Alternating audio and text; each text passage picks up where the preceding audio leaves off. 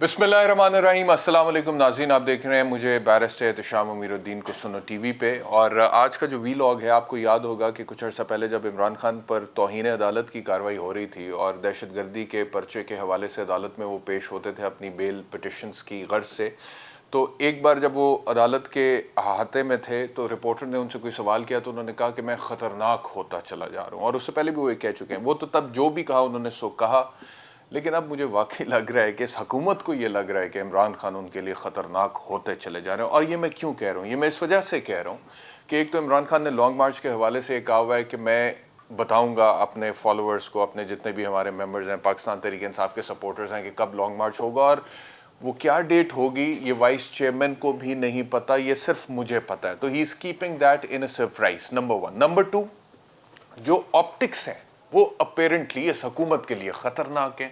और इस हवाले से आपने देखा है कि तनकीद भी हो रही है इमरान खान पे। कोई इमरान खान का कंपैरिजन हिटलर के साथ कर रहे हैं। और वो क्यों कर रहे हैं? वो इस वजह से कर रहे हैं कि अब अपने जलसों के बाद इमरान खान साहब ने बाकायदा तौर पर लोगों से, अपने सपोर्टर से, पाकिस्तान तहरीक इंसाफ के कारकुनान से हल्फ लेना शुरू कर दिया है उस हकीकी आज़ादी की तहरीक के हवाले से जिसका आगाज़ उन्होंने तहरीक अदम इत्तेबाद के बाद किया था। और वो जो हल्फ ले रहे हैं उसकी मुमासलत ड्रॉ कर रही है हुकूमत हिटलर के साथ। और मीडिया में बैठे हुए कुछ लोग भी ये कह रहे हैं कि ये हिटलर इस तरह से हल्फ लेता था, ओथ लेता था, जिस ज़माने में हिटलर पावर में था या पावर में आ रहा था, और जिस तरह से हिटलर ने चीज़ों को मैनिपुलेट किया। तो खान साहब के बारे में भी वो यही कहते हैं कि वो ऐसे ही कर रहे हैं। अच्छा, वो हल्फ मैं देख रहा था और कुछ मनाजिर भी मैंने देखे। अगर ये जो हल्फ लेते हैं इमरान खान अपने जलसे में, तकरीर के बाद या पहले जो भी लोगों से, और बाकायदा तौर पे इमरान खान को मैंने कहते हुए देखा कि हाथ ऊपर करें हल्फ लेने से पहले। फिर वो क्या हल्फ है जी? मैं अल्लाह को हाजिर नाजिर जानकर ये हल्फ उठाता हूँ कि मैं पाकिस्तान के आइन की हमेशा पासदारी करूँगा। तो पहली चीज़ तो सेफ है कि पाकिस्तान के आइन की हमेशा पासदारी करूँगा, यानी कि कानून के दायरे से बाहर नहीं निकलूँगा। आगे, और ये कि मैं इस हकीकी आज़ादी के लिए अपने लीडर इमरान खान के साथ इस जहाद में उस वक्त तक खड़ा रहूँगा जब तक हकीकी आज़ादी हासिल नहीं कर लेते। अच्छा, अब हकीकी आज़ादी की तहरीक में अपने लीडर इमरान खान के साथ इस जहाद में, अब जहाद is a very specific term. जहाद एक इस्लामी टर्म है और जहाद की ज़ाहिरी बात है कि कुछ क्राइटेरिया है जिसको फॉलो किया जाता है और उसके ऊपर उलमा कराम की राय भी मौजूद है कि जहाद का ऐलान रियासत ही कर सकती है। तो जब इमरान खान साहब ये कहते हैं कि हकीकी आज़ादी के लिए मैं अपने लीडर इमरान खान के साथ इस जहाद में उस वक्त तक खड़ा रहूँगा जब तक कि हकीकी आज़ादी हासिल नहीं कर लेते, तो इसको कोई और रंग भी दिया जा सकता है। बहुत सारे लोग ये सोच सकते हैं कि अगर ये जहाद की बात करें तो जहाद किसके ख़िलाफ़ है? क्या ये मौजूदा हुकूमत के ख़िलाफ़ है? क्या ये रियासत के ख़िलाफ़ है? क्या ये किसी इदारे के ख़िलाफ़ है? या फिर ये इस गले सड़े निज़ाम के ख़िलाफ़ है जिसकी बुनियाद में जुल्म पनप रहा है? तो ये कौन सा जहाद है? और अगर उस निज़ाम के ख़िलाफ़ भी इमरान खान ने जहाद करना है तो वो कैसे होगा? एक तो यही तरीका है ना, रेगुलर किसी भी डेमोक्रेसी में जो होता है कि थ्रू बैलेट आप इलेक्शन के ज़रिए आते हैं और आप अपनी सपोर्ट गैदर करते हैं, लोगों को साथ मिलाते हैं, तहरीक बनती है, एहतजाज होता है, जलसे होते हैं, जुलूस होते हैं, then when the elections are carried out तो उसमें आप स्वीप कर जाते हैं, जो इमरान खान साहब के हवाले से अभी कहा भी जा रहा है कि 2/3 अक्सरियत से स्वीप कर सकते हैं क्योंकि इतने मकबूल हो चुके हैं। लेकिन दूसरी तरफ अगर कोई इसको टिल्ट देना चाहे और इसकी कोई एंगलिंग करना चाहे तो वो ये हो सकती है कि जहाद में तो फिर क्या कोई वायलेंस खुदा न खास्ता हो सकता है। शेख रशीद के बयान आपको याद है, खाना जंगी की तरफ ये मुल्क जा रहा है। और बहुत सारी ऐसी बातें शेख रशीद ने की हैं ऐसी जो मैं समझता हूँ कि उसका नुकसान हुआ पाकिस्तान तहरीक इंसाफ को या इमरान खान की पॉलिटिक्स को।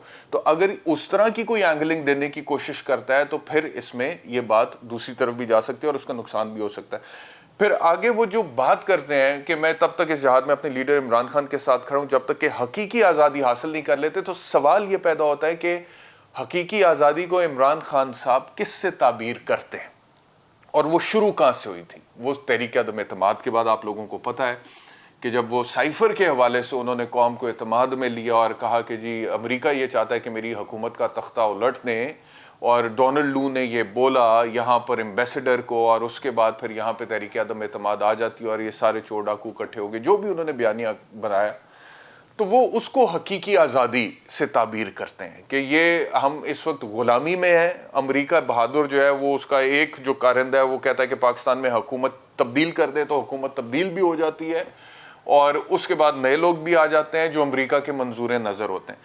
اب سوال یہ ہے کہ اس میں تو کوئی شک نہیں کہ عمران خان کا بیانیہ ابھی تک بکا ہے, مقبول بھی ہوا ہے, جلسے بھی ہوئے ہیں, جلوس بھی ہوئے ہیں, لوگ بھی جڑے ہیں, اور یہاں پہ پاکستان میں تاریخی پس منظر میں اگر آپ دیکھیں تو اینٹی امریکن سینٹیمنٹ بکتا ہے. مذہب کے حوالے سے اگر کوئی بات کرتا ہے تو اس پر بھی لوگ ساتھ اکٹھے ہو جاتے ہیں, اور عمران خان نے بھی ان دونوں چیزوں کی جب بات کی تو لوگ ساتھ اکٹھے ہوئے ہیں.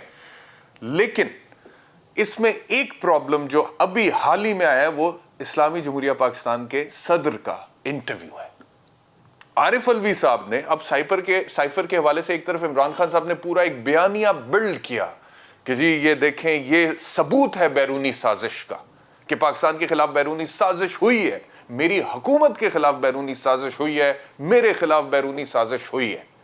لیکن صدر پاکستان جو ہیں انہوں نے ایک انٹرویو ابھی ریسنٹلی دیا اور انہوں نے کہا کہ مجھے شبہات تو ہیں لیکن میں قائل نہیں ہوں کہ سازش ہوئی ہے, میں قائل نہیں ہوں کہ سازش ہوئی ہے. وہ یہ کہہ رہے ہیں کہ چیف جسٹس کو تحقیقات کے لیے میں نے سائفر بھجوایا تھا اور اگر سازش ہوئی بھی ہے تو کوئی سموکنگ گن ملے گی نہیں. سموکنگ گن سے مراد ان کی ثبوت ہے کہ کوئی ثبوت ملے گا نہیں. اور انہوں نے پھر حوالہ دیا کہ آپ دیکھیں کہ لیاقت علی خان صاحب کا جب مرڈر ہوا تھا کوئی ثبوت نہیں ملا کہ اصل قاتل کون تھا. ذوالفقار علی بھٹو کا جوڈیشل مرڈر ہوا, کوئی ثبوت نہیں ملا کہ اصل قاتل پیچھے کون تھا.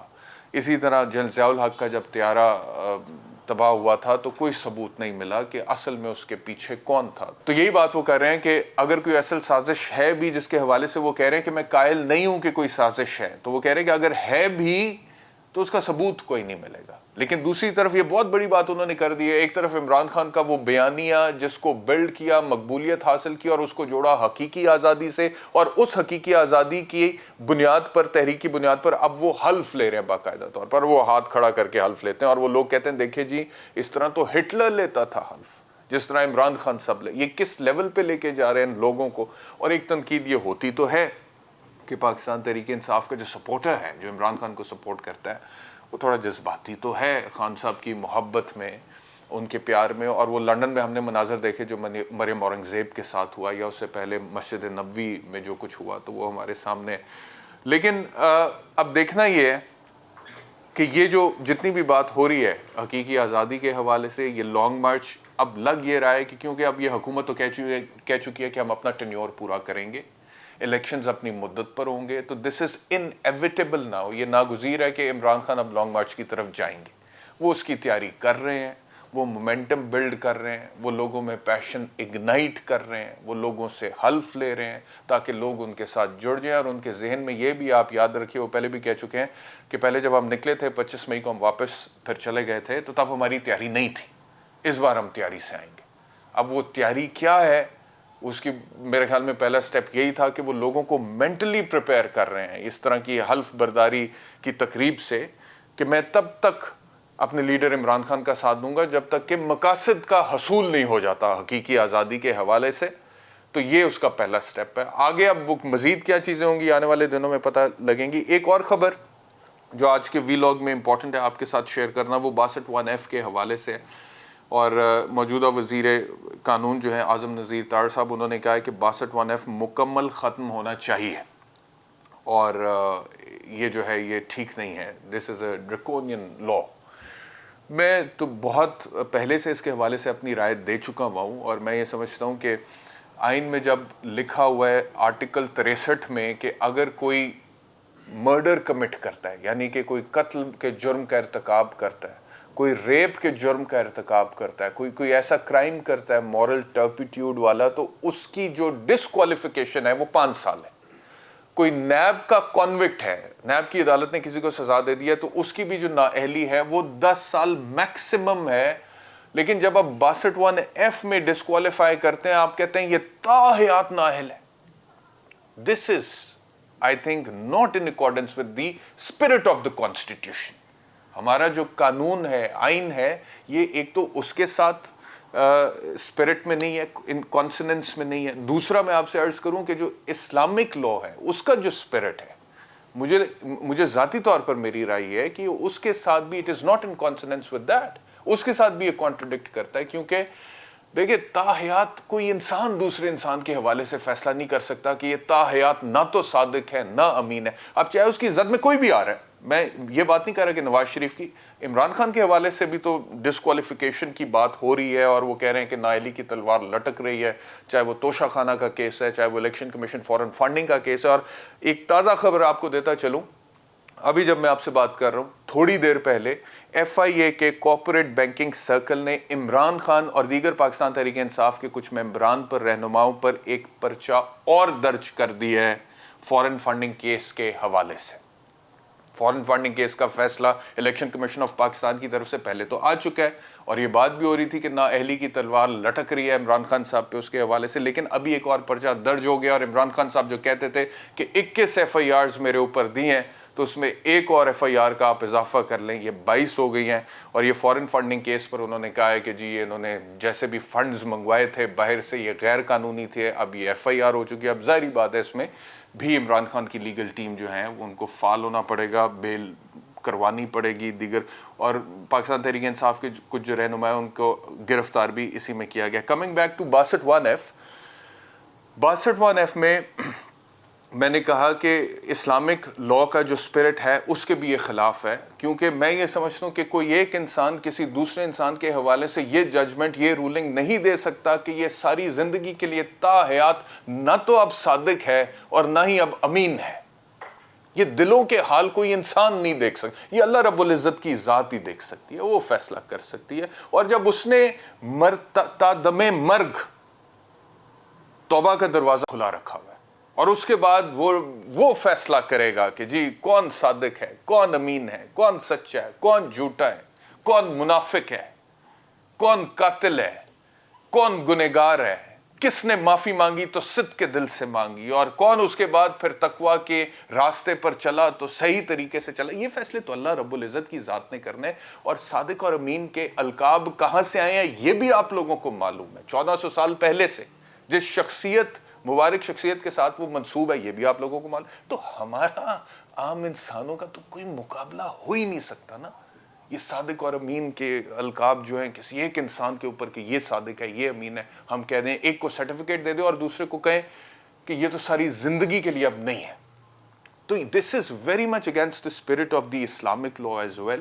تو یہ جو بات ہے 62(1)(f) کے حوالے سے, ارسپیکٹو آف دا فیکٹ کہ اس کی زد میں پہلے نواز شریف صاحب آئے تھے اور اب عمران خان صاحب آ سکتے ہیں, میں ایک وکیل کی حیثیت سے میری رائے یہ ہے کہ یہ تشریح سپریم کورٹ کے اس فیصلے کی جس کو ہیڈ کر رہے تھے آصف سعید کھوسہ صاحب درست نہیں ہے اور یہ تبدیل ہونا چاہیے. اب اس کے 2-3 راستے ہیں, وہ کس طرح سے ہوگی وہ کسی اور ویلاگ میں کریں گے, لیکن اب تک کے لیے اتنا ہی. انشاءاللہ آئندہ دوبارہ آپ سے ملاقات ہوگی. اپنا خیال رکھیے. اللہ حافظ.